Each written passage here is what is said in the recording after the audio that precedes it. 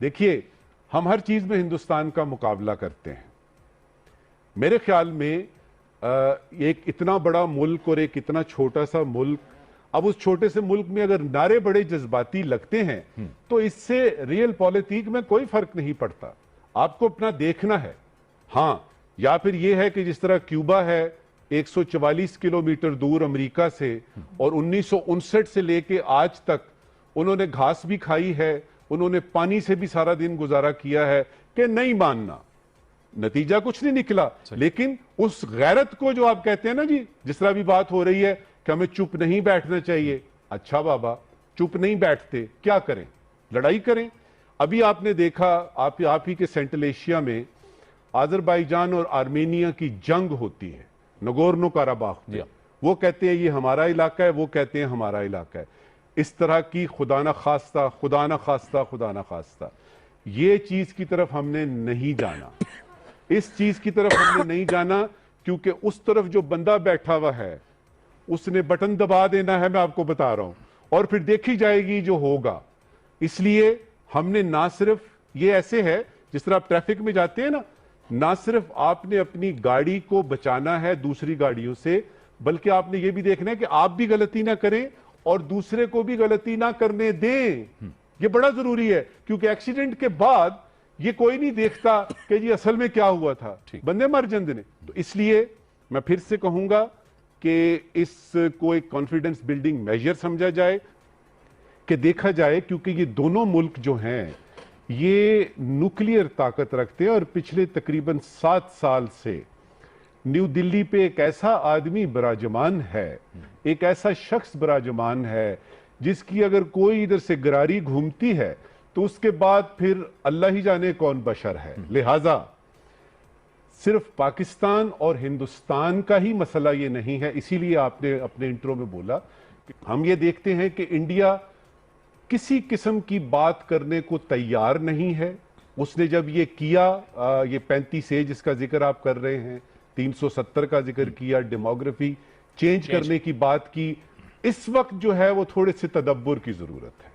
जी general साहब, इस वक्त जी मैं ये बात अपनी पूरी करूंगा। बिल्कुल जरूर। थोड़े से तदब्बुर की जरूरत है कि एक खिड़की खुली है, ताजा हवा को अंदर आने दीजिए, और ये जो कश्मीर जैसे मसाइल या पाकिस्तान हिंदुस्तान के जो हैं, ये ऐसे नहीं होता कि ओवरनाइट रात को बात हुई और अगले दिन सारे मसाइल हल हो गए। और इस वक्त की आखिरी बात कि आपने अपने स्टैंड को फ्लेक्सिबल रखना है। देखिए, जो डाली झुकना नहीं जानती वो टूट जाती है, और अभी जो इस तरफ से एक इकदाम हुआ है, इसको आपने बड़ा अच्छा बोला कि कॉन्फिडेंस बिल्डिंग मेजर है। यहां से इब्तिदा कीजिए, और आपके पास बहुत सारे फोरम है जिस पे आप बैठ के बात कर सकते हैं, with keeping Kashmir in the centre of talks. ठीक है जनरल साहब, मौकफ में नरमी भी रखनी चाहिए, यानी फ्लेक्सिबल नजम साकिब साहब फरमा रहे हैं।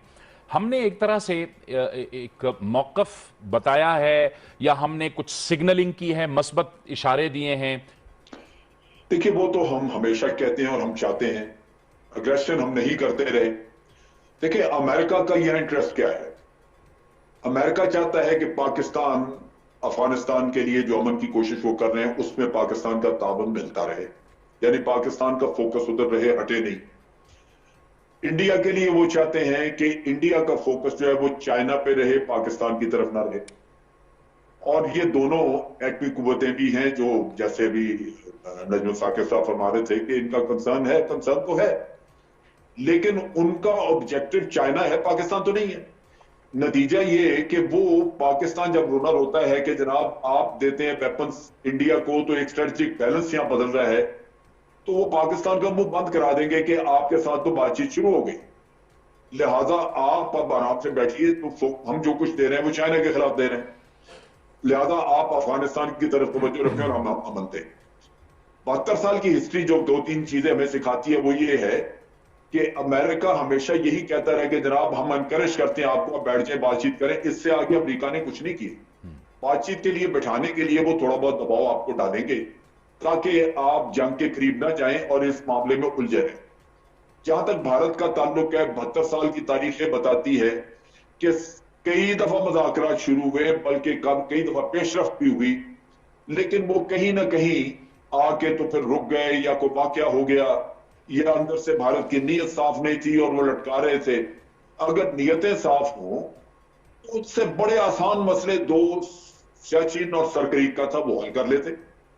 देखना आप दूसरे की नीयत दूसरे आप एक सिर्फ एक जेस्चर के ऊपर सारा कुछ लगा के और ठंडे होकर बैठ जाएं कि अब रवैया नरम रखना है, जबकि उसके खुलूस नीयत का एक भी इशारा आपको नहीं मिलता। ये तो वो मायदा है जो 2003 का चल रहा था और उस पर अमल दरामद रुका हुआ था, वो आपने कर दिया। लेकिन अगर आप वाकई सिंसियर हैं तो कश्मीर तो बड़ा मुश्किल मसला, आप सरक्रीक और सियाचिन हल कर लेते जल्दी से, उधर भी बात नहीं आ रही। और अगर बेमकसद बातचीत करनी आपसे, आपको जाके रखना है, तो उसका फायदा क्या?